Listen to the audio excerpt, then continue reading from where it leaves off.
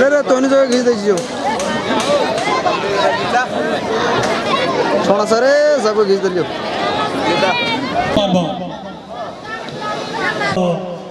तराईमा बसोबास गर्ने हिन्दू धर्मावलम्बी महिलाहरूले मात्र मनाउने गर्दछ। यसै झिझिया पर्व सम्बन्धी गीतमा आफ्नो नृत्य लिएर आउँदै हुनुहुन्छ श्री इन्द्रवश गढका कलाकार भाइ बहिनीहरू।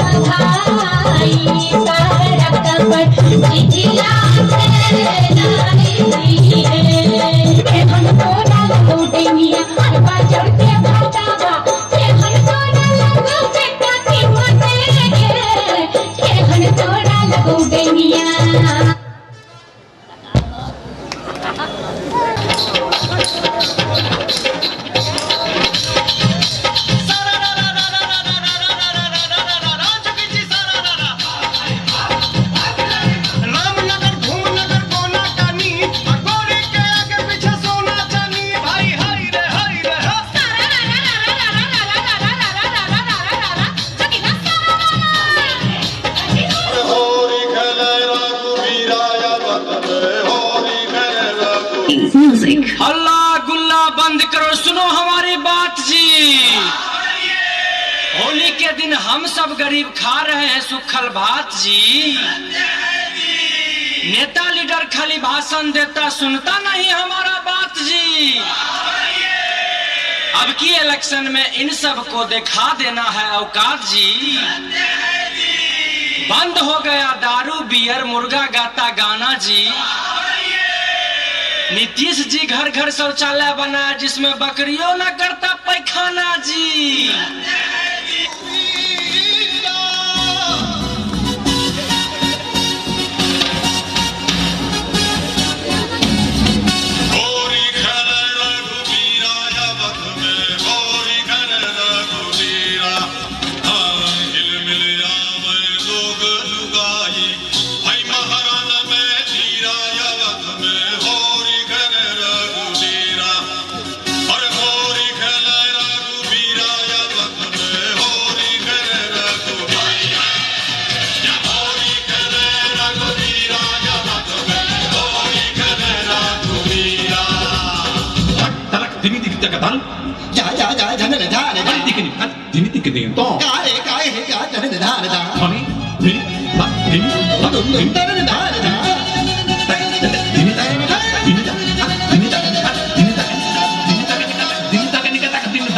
शर्म नहीं आए, देखे नहीं अपनी उमरिया।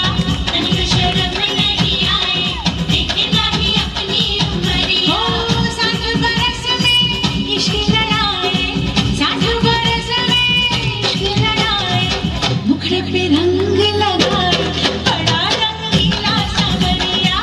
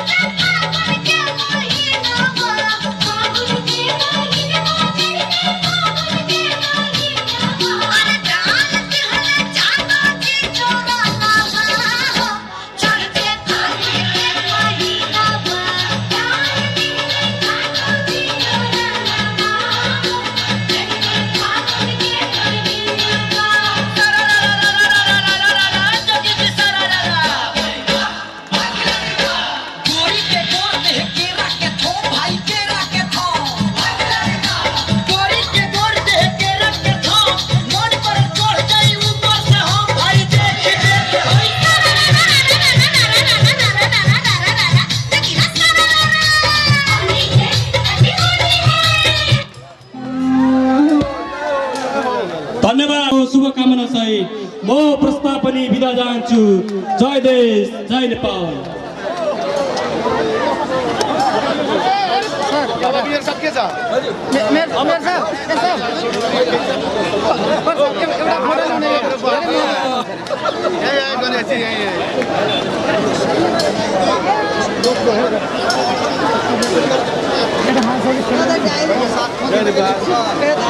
अबको पालो रहेको छ पुरस्कार वितरणको कार्यक्रम। सर हाम्रो पुरस्कार के छ ए हाय एगो बड़का आगे आगे भगे न सब कर रोक दे ए हटा बुआ ताकू ना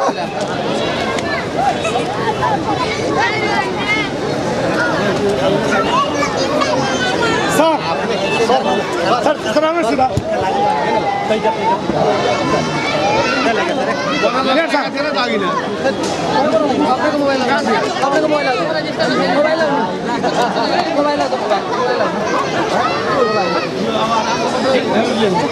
मोबाइल वाला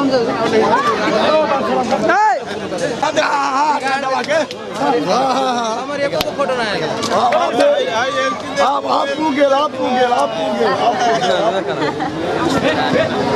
आप ना बेल हो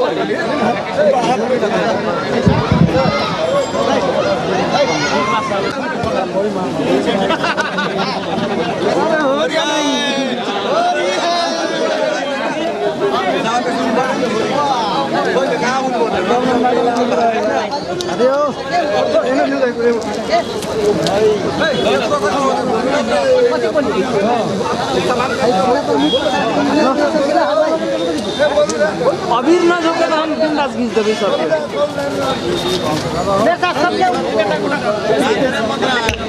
हेलो समान पत्र वितरण कार्यक्रम बाकी बा आगे ऐसे हम सब लोग अनुरोध करे चाहे छी अपने से व्यवस्थित तरीके से लाइनबद्ध हो जाएगा। हमने के आज के कार्यक्रम में हमने के बृहद उत्सव सम्मान पत्र प्रदान कर देवे के लेल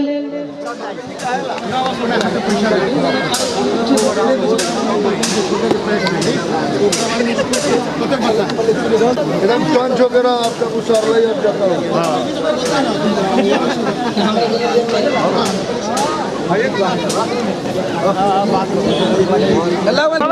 अपना मूल्य समय दे के हमनी के बीच हमनी के इन नगर में ऐतिहासिक नगर में अपन उपस्थिति जना के हमनी के निमंत्रण के स्वीकार करके हमनी के कार्यक्रम के शोभा बढ़ालन हां ओकरा लेल हमनी के गढ़ीमाई नगर पालिका वैसे ही हमनी के ये कार्यक्रम में आके हमनी के निमंत्रण स्वीकार करके हमनी के शोभा बढ़ा देवे वाला सहयोग करे वाला हमनी के जिला प्रहरी कार्यालय के प्रमुख सहयोग करे वाला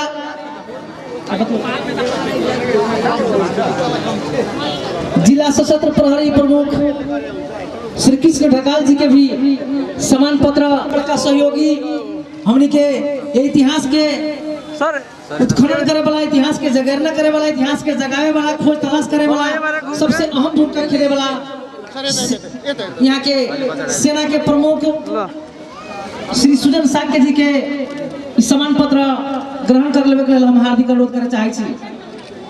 बोले बाबा ऐसा ही अभयनाथ पांडे जी के भी हम इस सम्मान पत्र बुझ लेवे के लेल हार्दिक अनुरोध करे चाहे छी।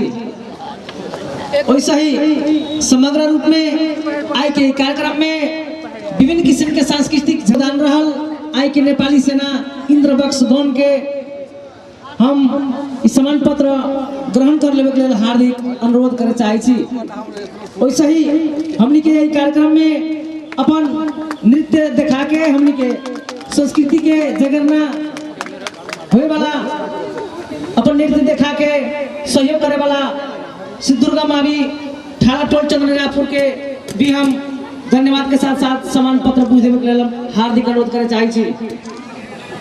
ऐसा ही आज के कार्यक्रम में हमनी के निमंत्रण स्वीकार करके हमनी के संस्कृति झलके वाला विभिन्न किस्म के नृत्य दिखा के हमनी के मनोरंजन प्रदान कैले आधारभूत विद्यालय बाल मंदिर गौर 5 रौतहट को भी हम ई सम्मान पत्र बुझ देवे के लेल हार्दिक अनुरोध करे चाहे छी।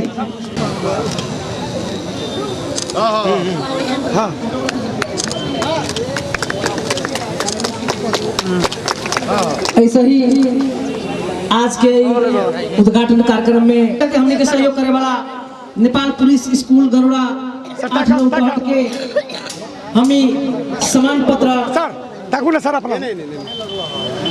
बुझेते कदर करे चाहे छी नेपाल पुलिस स्कूल गरुड़ा करे वाला हमने के इलाका प्रहरी कार्यालय के गरुड़ा के प्रमुख अनमोल खड़का जी के भी हम इस सम्मान पत्र बुझ लेवे के सहयोग करे वाला हम Lions club of Rautahat Madanpur के भी हम सम्मान पत्र से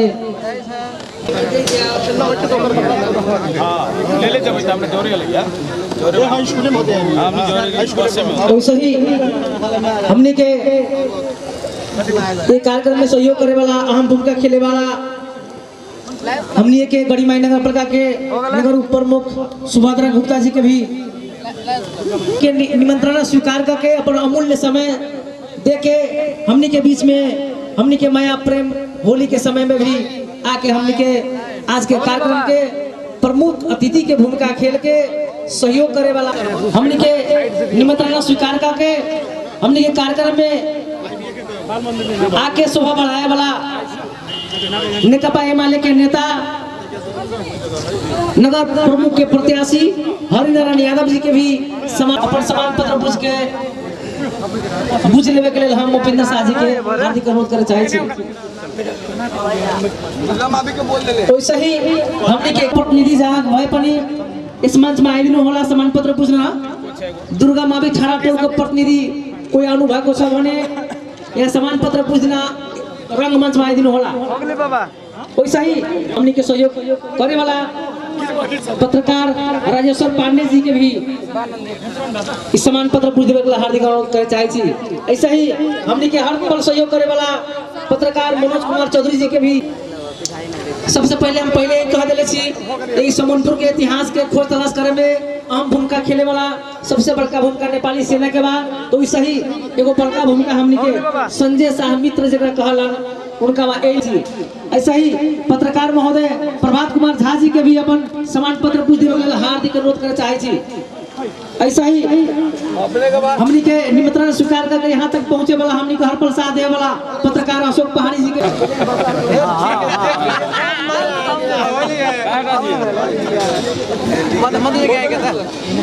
वैसा ही बाबा हो गए ओके सब सहयोग के आदान प्रदान करे वाला हमनी के दुर्गा भगवती गांव पालिका के अध्यक्ष श्री अरुण शाह जी के भी इस सम्मान पत्र से हम सब सम्मानित करे चाह रहे छी। अपन सम्मान पत्र ग्रहण कर लेवे के लिए हम आज के कार्यक्रम में सम्मान पत्र प्रदान सम्मान पत्र बुझ देवे के लिए हार्दिक अनुरोध करे चाहे छी।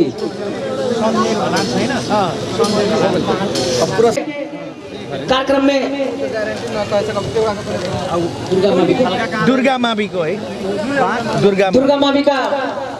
दुर्गा मावि के सम्मान पत्र बुझा देवे पड़ले। वैसे ही हमने के जी के भी हम इस सम्मान पत्र से सम्मानित करे चाह रहे छी। अपन सम्मान पत्र बुझ देवे के लिए मंच में आवे के लिए हम हार्दिक अनुरोध करे चाहे छी। सुशील पांडे जी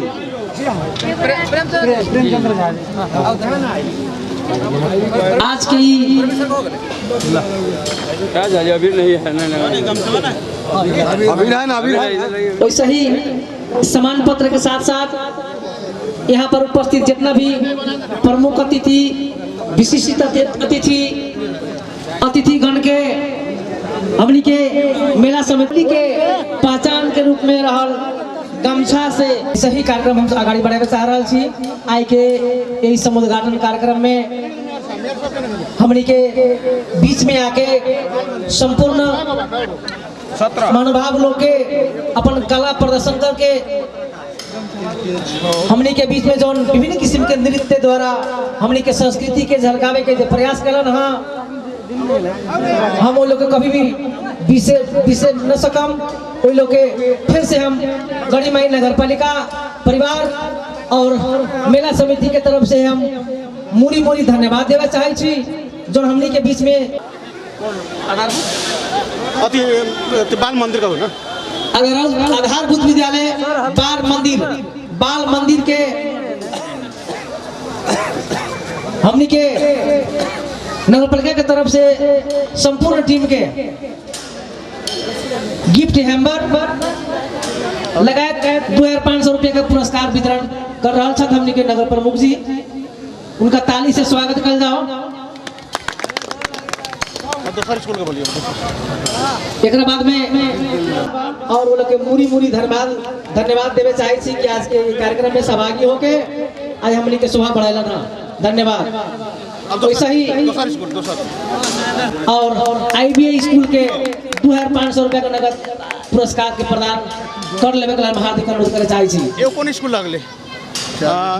बोर्डिंग और 2500 रुपया के नगद पुरस्कार बुझ देवे के लिए पुलिस स्कूल के प्रतिनिधि से हम हार्दिक अनुरोध करे चाहे छी। और एक साथ हम फिर से हमनी सब कभी बिना विश्राम हमनी के देश के रक्षा करे वाला देश के रक्षा के जिम्मेदारी ले राशि हस्तांतरण कर देवे के लिए हम अपन ग्रहण कर लेवे के लिए हम इंद्रबक्स गुल में के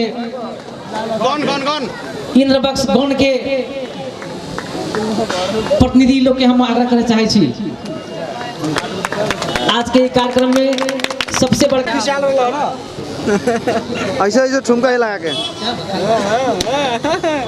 निकाल के अब टोपी निकाल के चश्मा निकाल के मास्क निकाल के गमछा सही हमनी के निकाल के हर तरह से हर पल सहयोग करे वाला हमनी के डॉट पेन दीजिए सशस्त्र बेस कैंप समनपुर के सब निकलवा समान पत्र बुझ देवे के लेल समान पत्र बुझ देवे के लेल बेस कैंप समनपुर के प्रतिनिधि के हम हार्दिक अनुरोध करे चाहे छी। अब देखा नाच के सशस्त्र बेस कैंप समनपुर चश्मा लगा के अब खोल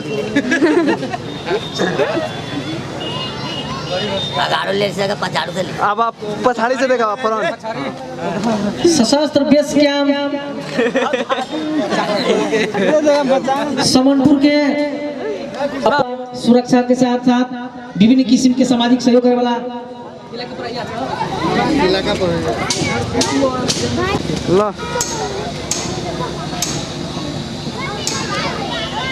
हो गया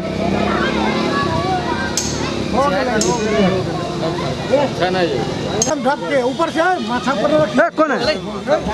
नेक मोहम्मद जी, आप जहाँ कहीं भी हो कृपया स्टेज पर आने का कष्ट कीजिएगा। नेक मोहम्मद यही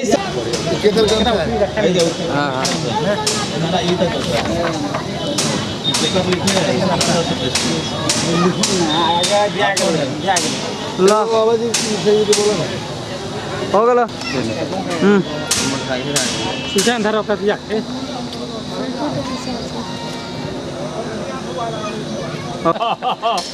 जय भगवान काम बहुत बढ़िया हो गया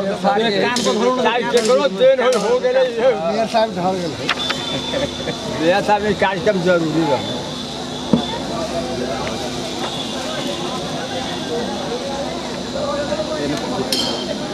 फोटो